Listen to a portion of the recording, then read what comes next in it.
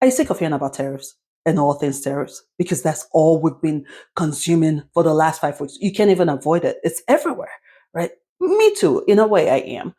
But the part that we're not really discussing, and when it's brought up, is glossed over as though it's a non-factor, is the fact that we're not all in the same boat.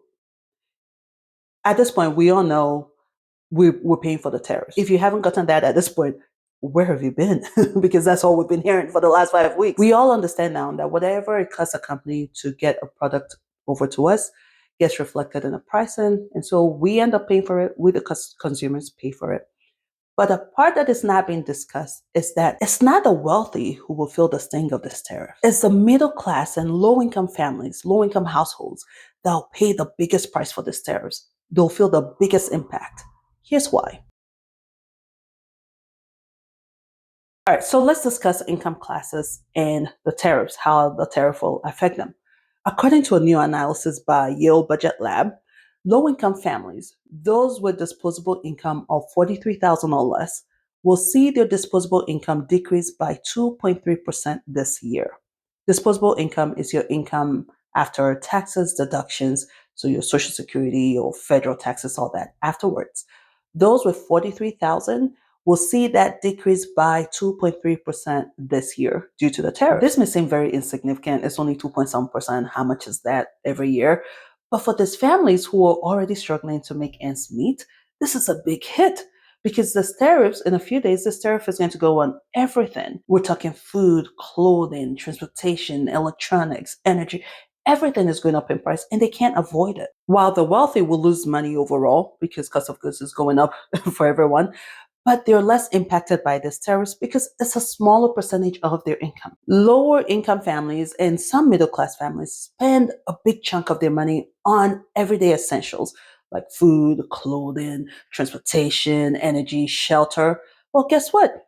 These are the very same things that are getting more expensive because of the tariffs. And because these families don't have as much disposable income, every dollar counts. So they will carry the brunt of this tariff. So when we say, or when we're told, hold on for just a little bit, there'll be a little bump on the road and that's okay. Well, it's not the same for us all.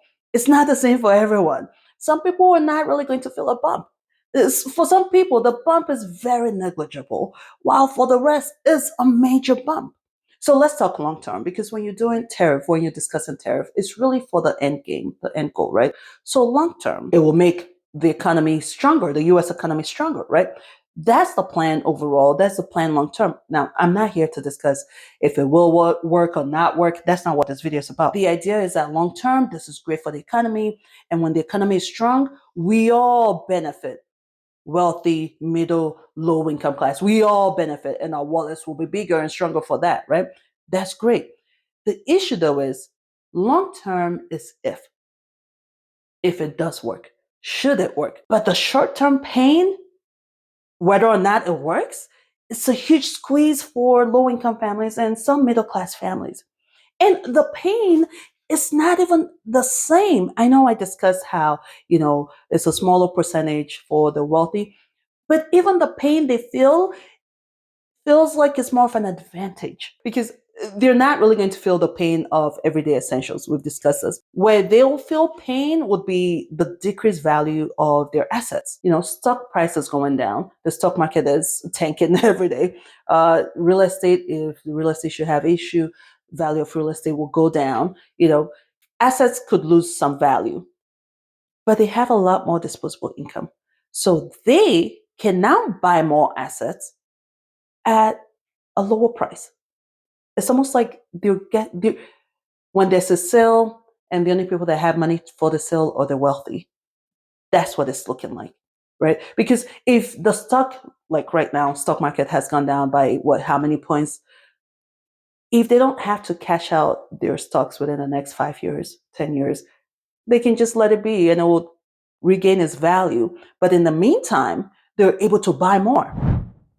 If, for instance, say real estate should tank because a bubble happened, whatever reason down the road, real estate tanks. And so who has money to buy in?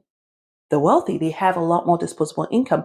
Whereas the middle class, lower middle class, and the low income families don't have disposable income to go buy in because real estate is cheap, right? Same with stocks. Now that things have gone down, who has more disposable income to buy in? And so what we considered pain for the wealthy and upper middle class isn't really pain. If anything, it's an advantage. And so 5 years from now, 10 years from now, when things reset, who has more assets? So when we talk about everyone hold on, kumbaya, one country, as much as I'm all patriotic and all, no, it's not really fair. It's not really fair. And I wish we can hear more about what are we doing to alleviate this pain for low income middle class families since they have to pay the bigger price for the good of the country long term. Like I said, I'm not going to discuss if it will or will not work. I'm not an economist. You can economics when you've talked for so long. I'm no expert, right? So you can only take a look at history, and that's not what this video is about. This video is about the fact that we have a group of people who are having to pay the biggest price, and they're the ones who don't even have that much money to spare. What are we doing to alleviate this squeeze? The short term sacrifices, which is what we're calling it, are they really sacrifices, or are we neglecting, or are we okay with the sacrifices because it's affecting the class we can neglect? And if that's not the case, what are we doing to alleviate the pain then? What are we doing to alleviate the squeeze that we're forcing lower income class, lower middle class, or middle class even, depending on your debt ratio, that we're forcing them to carry on for the sake of the country? What are we doing to alleviate that? I'm no expert, and this isn't an anti-rich video and anti-wealthy. Heck, I'm planning to be the wealthy. Okay, this isn't an anti-wealthy. I'm just trying to figure out what are we going to do.